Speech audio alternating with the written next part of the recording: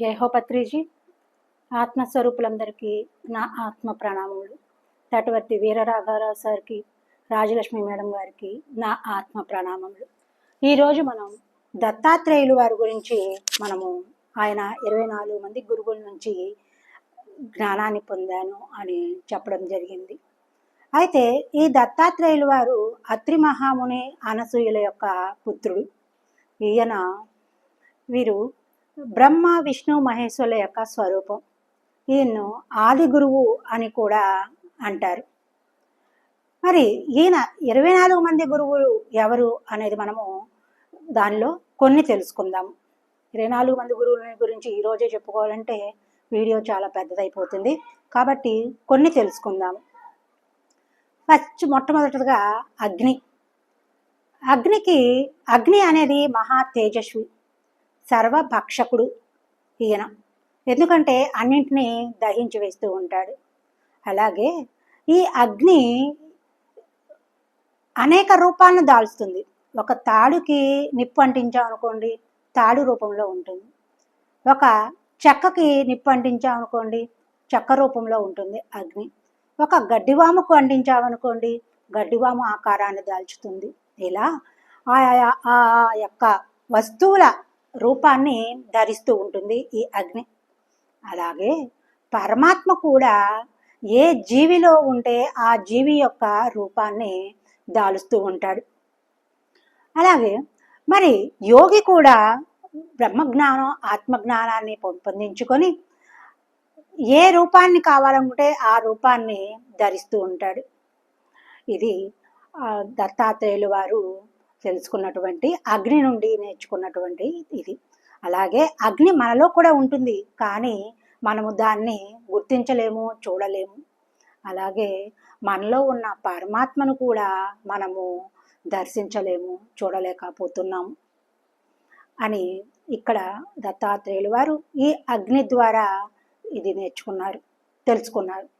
ఇంకా రెండవది చంద్రుడు వృద్ధి క్షయం కలిగినవాడు. ఇది ఒక కళ అంతే. ఒక్కొక్క టైంలో పౌర్ణమి టైం వరకు అలా పెరుగుతూ ఉంటుంది, మళ్ళీ పౌర్ణమి తర్వాత మళ్ళీ తరుగుతూ వస్తుంది. ఇది ఒక కళ. అలాగే దీని ద్వారా మనము కూడా ఏమి తెలుసుకోవాలి అంటే, ఈ కష్టాలు సుఖాలు అనేవి కూడా వస్తూ ఉంటాయి, పోతూ ఉంటాయి. అవి ఒక శరీరానికి మాత్రమే సంబంధించినవి, ఆత్మకు సంబంధించినవి కావు అని మనం ఇక్కడ తెలుసుకోవాలి. అదే దత్తాత్రేయులు వారు కూడా తెలుసుకోవడం జరిగింది. మూడవది సూర్యుడు. ఈ సూర్యుడు అనేక రూపాలను దాలుస్తూ ఉంటాడు. అలాగే ఈయన ఎవరి పట్ల తారతమ్యాలు చూపించడు. ఎక్కడైనా ఒకే రకమైన వెలుగును ఇస్తాడు. మొక్కలకు అంటే వృక్షాలకు ప్రాణశక్తిని ఇస్తారు. అలాగే నీరును ఆవిరిగా చేసుకొని గ్రహించి దాన్ని తిరిగి వర్షాలుగా ఇస్తూ ఉంటారు. ఆ వర్షాల వల్ల పంటలు పండుతాయి, మనకి ఆహారం అనేది లభిస్తుంది. ఈయన ఎటువంటి పక్షపాతము చూపించరు అనమాట, అందరికీ ఒకే రకంగా ఇస్తూ ఉంటారు. అది ఈ సూర్యుడి ద్వారా నేను తెలుసుకున్నాను అని దత్తాత్రేయులు వారు చెప్పడం జరిగింది. ఇంకా నాలుగవది కపోతం అంటే పావురం. 2 కపోత దంపతులు ఉన్నాయి, అంటే ఒక ఆడ ఒక మగ కపోతాలు ఉన్నాయి. అయితే అవి ఈ ఆడ కపోతం గర్భం దాల్చి గుడ్లను పెట్టింది, పొదిగింది, పిల్లలయ్యాయి. ఈ 2 కపోతాలు కూడా ఆహారాన్ని తీసుకొచ్చి ఆ పిల్లలకు పెడుతూ ఉండేవి. అవి కొంచెం కొంచెంగా వాటికి పిల్లలకు రెక్కలు వచ్చాయి చిన్న చిన్నగా. అయితే ఈ 2 కపోతాలు ఆహారం కోసం బయటకు వెళ్ళినప్పుడు ఒక బోయవాడు వచ్చి చెట్టు కింద నూకలు జల్లాడు. నూకలు జల్లితే ఆ చిన్ని పక్షులు చిన్న రెక్కలతో కొద్దిగా ఎగురుతూ ఆ కొమ్మ ఈ కొమ్మ పట్టుకొని అలా ఎగురుకుంటూ నిదానంగా వచ్చి ఆ నూకలు తినడానికి వచ్చాయి. అయితే ఆ బోయవాడు వల విసిరాడు. ఆ చిన్ని పక్షులు వలలో చిక్కుకుపోయాయి. ఈ 2 కపోతాలు ఆహారాన్ని తీసుకొని వచ్చాయి. ఇది చూసిన తల్లి కపోతం, అయ్యో నా పిల్లలు వలలో చిక్కుకున్నారే అని ముందు వెనుక ఆలోచించకుండా అది కూడా వచ్చి వలలో చిక్కుకుపోయింది. ఇది చూసిన మగపావురం ఏం చేసిందంటే, వారు లేని జీవితం నాకెందుకు అనేసి, వారు లేకుండా నేను ఎలా బ్రతకలను అని చెప్పి ఆ మగ కపోతం కూడా వచ్చి ఆ వలలో చిక్కుకుపోయింది. ఇంకా ఆ బోయేవాడు ఎంతో సంతోషించి ఆ వలతో సహా ఆ పావురాల్ని పట్టుకొని వెళ్ళిపోయాడు. ఇక్కడ మానవులం కూడా కుటుంబాల బంధాలలో ఈ విధంగానే ఇరుక్కుపోయి ఆత్మ జ్ఞానాన్ని పెంపొందించుకోకుండా నాశనం అయిపోతున్నాము అని దత్తాత్రేయులు వారు కూడా ఇక్కడ ఆ విషయాన్ని తెలుసుకోవటం జరిగింది. ఇంకా 5వది కొండ చిలువ. ఈ కొండ చిలువకి మహాబద్ధకం అంటండి. కదలదు మెదలదంట, అలా పడుకునే ఉంటుందంట. దాని ముందు నుంచి మాత్రము ఏదైనా ప్రాణి వెళ్తే మాత్రం చటుక్కన పట్టేసుకుని తినివేస్తుందట. అలాగే యోగి కూడా సంపాదన కోసం ప్రయత్నించకూడదు. మానవుడు కూడా అంతే, అక్రమంగా అధర్మంగా సంపాదన కోసం ప్రయత్నం చేయకూడదు. దైవికంగా లభించిన దాన్ని మాత్రమే ఆహారం మనము సేకరించాలి. అది ఇక్కడ దత్తాత్రేయులు వారు కూడా తెలుసుకున్నది అదే. భగవంతుడు ఏది ఇచ్చాడో దాని ద్వారా మాత్రమే మనము పొట్ట నింపుకోవాలి అనేది తెలుసుకున్నారు. ఇంకా నెక్స్ట్ తర్వాతది సముద్రం. సముద్రం ఎంతో విశాలంగా ఉంటుంది, ఎంతో లోతుగా ఉంటుంది. దాని యొక్క లోతుని మనము గ్రహించలేము. ఎన్నో నదులు వచ్చి దానిలో కలిసినప్పటికీ దాని యొక్క వెడల్పు ఏమీ పెరగదు, తరగదు. అలాగే దాని లోపల ఎన్ని జీవరాశులు ఉన్నా, ఎన్ని రత్నాలు అలాంటివి, ఎన్ని రాళ్ళు, ఎన్ని జీవులు ఉన్నా, నీటి జంతువులు ఉంటాయి కదండి, ఎన్ని ఉన్నా కూడా అది గంభీరంగానే ఉంటుంది. తగ్గినా పెరిగినా ఉన్నా లేకున్నా కూడా అది ఎటువంటి భావాన్ని వ్యక్తం చేయదు. అది గుమ్మనగా ఉంటుంది, లోతుగా లోపలే దాచుకుంటుంది, ఏది కూడా వ్యక్తం చేయదు. అలాగే మానవులం కూడా ఎన్ని కష్టాలు వచ్చినా, ఎన్ని దుఃఖాలు వచ్చినా, ఎన్ని సమస్యలు వచ్చినా, సంతోషాలు వచ్చినా కూడా అలా మనము గుప్తంగా ఉండాలి. అంతేకాని అందరికీ చెప్పుకోవడం, నాకు ఈ కష్టం వచ్చింది, ఈ బాధ వచ్చింది అని చెప్పుకోకుండా ఎన్ని వచ్చినా కూడా మనము మనలోనే ఉంచుకోవాలి అని ఇక్కడ దత్తాత్రేయులు వారు తెలుసుకున్నారు, మనకు కూడా చెప్పడం జరిగింది. ఇంకా తరువాత మిడత. ఈ మిడత అగ్ని నిప్పును చూడితే చాలండి, దానికి ప్రభావితం అయిపోతుంది. దానికి నిప్పు అంటే అంత ఇష్టం అన్నమాట. పాపం ఎక్కడైతే నిప్పు కనిపిస్తుందో, ఎక్కడైతే అగ్ని కనిపిస్తుందో వెంటనే వచ్చి దాని అదేదో తినే పదార్థం అనుకుని, ఎర్రగా మండుతూ ఉంటుంది కదా, తినే పదార్థం అనుకుని వచ్చి దానిపైన వాడి అది అక్కడ అగ్నికి భస్మం అయిపోతుంది.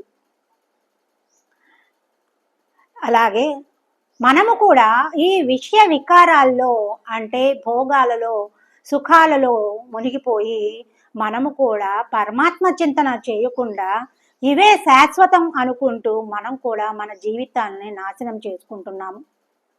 దత్తాత్రేయులు వారు కూడా ఇదే తెలుసుకున్నారు. విషయ వికారాల్లో భోగ విలాసాల్లో కూరుకుపోకూడదు అని ఇక్కడ తెలుసుకోవడం జరిగింది. తరువాతది తేనెటీగ. ఈ తేనెటీగ పువ్వు మీద వాలి పువ్వుకు ఎటువంటి నొప్పి హాని కలిగించకుండా దానిలోని మకరందాన్ని తీసుకొచ్చి తేనె పట్టును తయారు చేస్తుంది. ఇలా ఎన్నో రోజులు కష్టపడి ఆ మకరందాన్ని అంతా తీసుకువచ్చి పాపం తేనె పట్టును తయారు చేసుకుంటుంది. అయితే ఈ మానవులు ఏం చేస్తున్నాము, దానికి నిప్పు పెట్టి అది అంతా కష్టపడి సేకరించుకున్న తేనె మకరందాన్ని అంతా కూడా మనము నిప్పు పెట్టి తీసేసుకుంటున్నాము. అప్పుడు కొన్ని తేనెటీగలు చనిపోవడం జరుగుతుంది. అలాగే మనము కూడా సంపాదనకు ఒక మితం లేదు. రకరకాలుగా పాపాలు, మోసాలు, అధర్మం ఇలా చేసి సంపాదన అంతా మూట కడుతున్నాము. కానీ పోయేటప్పుడు మనం ఏమీ పట్టుకెళ్ళము. కొత్త చేతులతోనే వచ్చాము, ఖాళీ చేతులతోనే వెళ్ళిపోతాము. అలాగే మన జీవితాన్ని కూడా ఈ సంపాదన కోసము, ఈ భోగాల కోసమే జీవితం అంతా కూడా నాశనం చేసుకుంటున్నాము. అదే ఇక్కడ దత్తాత్రేయులు వారు కూడా తెలుసుకున్నారు. యోగి ఇంటింటికి వెళ్ళి యజమానికి ఇబ్బంది కలిగించకుండా వారు ఎంత ఇస్తే భిక్ష అంత మాత్రమే తీసుకొని ఆ ఇంటి ముందు మాత్రమే కూర్చుని ఆ భోజనాన్ని స్వీకరిస్తాడు. అంతేకాని భిక్షను ఎక్కువగా ఆశించి రాత్రికని రేపటికని దాచుకోడు.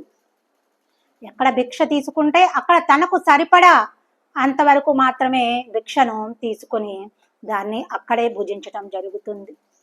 దీనికి ఒక చిన్న ఉదాహరణ చెప్తూ ఉంటారు. ఈ బుద్ధ సన్యాసులంతా కూడా చదువును అభ్యసించడానికి అంటే గురువుల వద్దకు వెళ్ళిపోతూ ఉంటారు. ఆశ్రమాలకు చిన్న వయసులోనే వెళ్ళిపోయి తర్వాత వాళ్ళు శిక్షణ అంతా పొందిన తర్వాత, జ్ఞానం అంతా పొందిన తర్వాతే మళ్ళీ ప్రపంచంలోకి వస్తారు.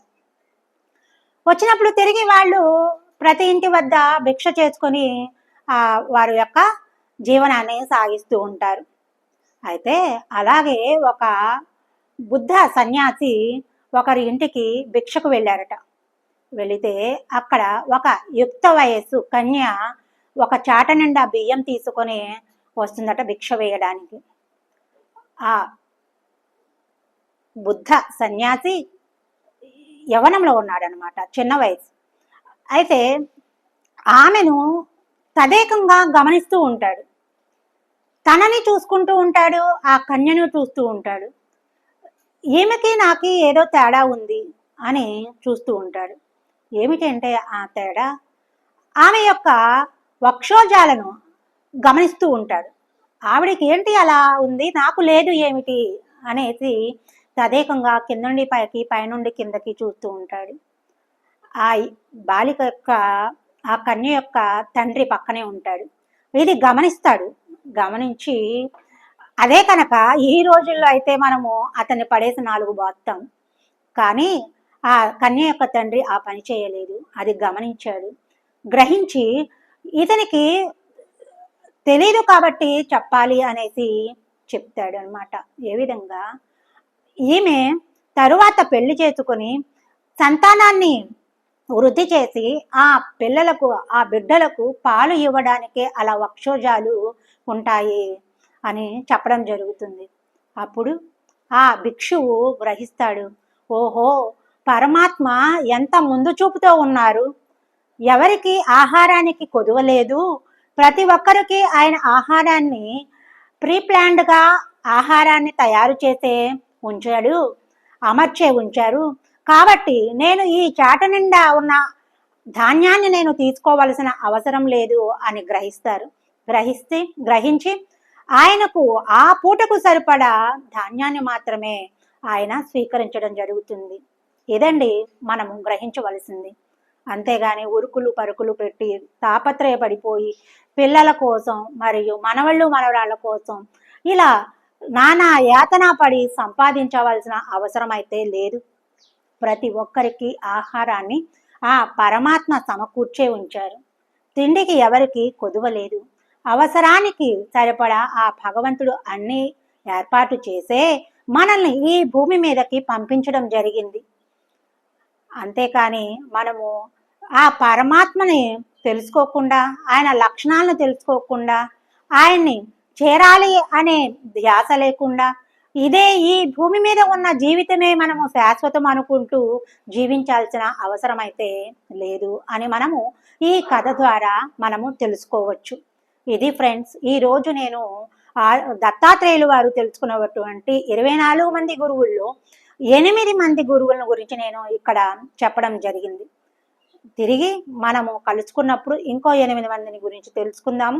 ఇలా 3 రోజులుగా మనము 24 మంది గురువుల గురించి తెలుసుకుందాము. మరి ఈ జ్ఞానాన్ని నాకు తెలిసిన జ్ఞానాన్ని మీతో పంచుకుంటున్నాను. మీరు కూడా మీకు తెలిసిన వారికి ఈ జ్ఞానాన్ని పంచండి. మీకు కనుక నచ్చినట్లయితే లైక్ చేయండి, షేర్ చేయండి, సబ్స్క్రైబ్ చేయండి. ధన్యవాదములు. Thank you.